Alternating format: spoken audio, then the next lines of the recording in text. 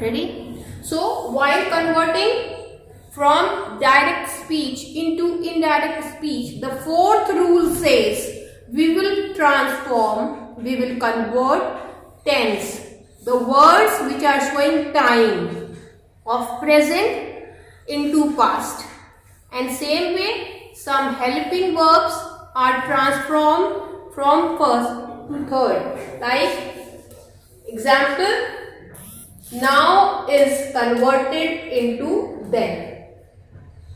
As per these rules and some more rules, you are going to now convert the direct speech into indirect speech, and exercises I am sending you for you to convert the direct speech sentences into indirect speech.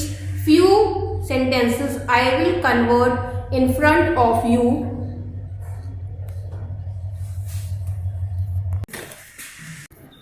Children, let's do the practice. Doctor said to him, do not go to bed very late. Okay? See, when two people talk directly, that sentence is written with inverted commas. The first rule is that we will remove the inverted commas and do in the report speech in the third person, and answer will be the doctor said, the doctor forbade him, या general restricted him, do not go, मत जाना, forbade किया, रोका. Answer is doctor forbade him, restricted him, यहाँ पे restricted him भी कर सकते हैं forbade की जगह पे, forbade him to go to bed very late, to go to bed very late.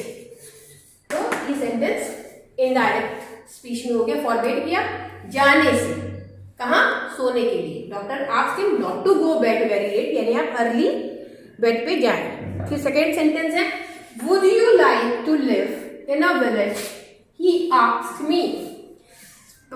First thing, we will remove the inverted commas. Answer is he asked me if I. He asked me, हमसे पूछा है, तो क्या होगा, me की जगह I हो जाएगा.